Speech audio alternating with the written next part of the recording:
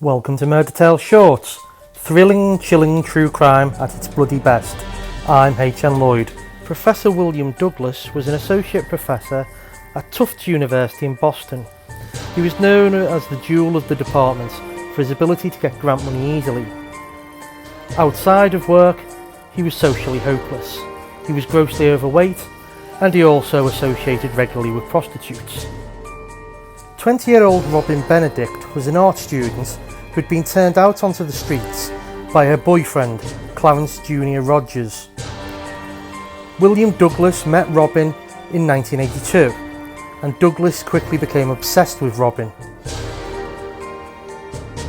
By October 1982, William Douglas had spent his $16,000 life savings on Robin. He'd also embezzled $67,000 from Tufts University. The embezzlement was discovered when Douglas put in an expense claim for fluid collection units with a corresponding receipt for condoms. Douglas was quickly sacked. By now, Douglas was head over heels in love with Robin, and he believed that Robin loved him too.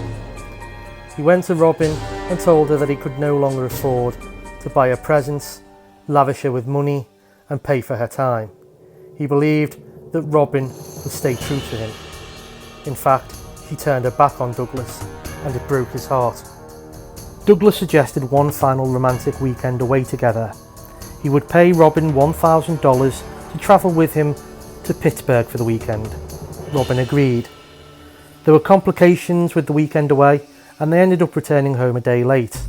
Robin now demanded $3,000 for her time.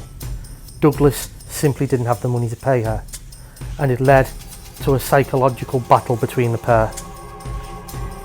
By Saturday the 5th of March 1983, Robin was blackmailing Douglas. She was demanding $5,000, or she said she would go to the Boston Globe and tell them about the embezzlements he had undertook at Tufts University, and she would also tell Douglas's wife about his cavorting with prostitutes. Douglas responded by inviting Robin to his home, where he attacked her and smashed her head in with a hammer. Douglas dumped Robin's bloody clothes and some bloody towels in a dumpster at a picnic site a few miles from his house.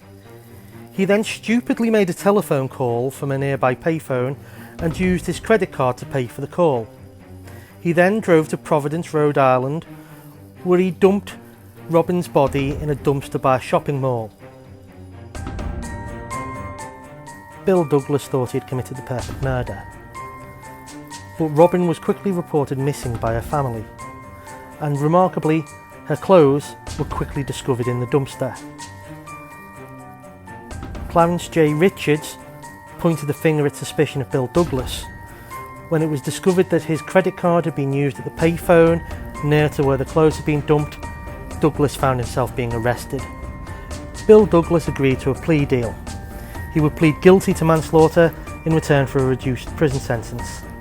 Douglas served just 9 years for Robin's murder. For a much more detailed account of this fascinating case, you should read Murder Tales Love You to Death, available exclusively from Amazon. And don't forget to subscribe to the Murder Tales podcast. Until next time, don't have nightmares.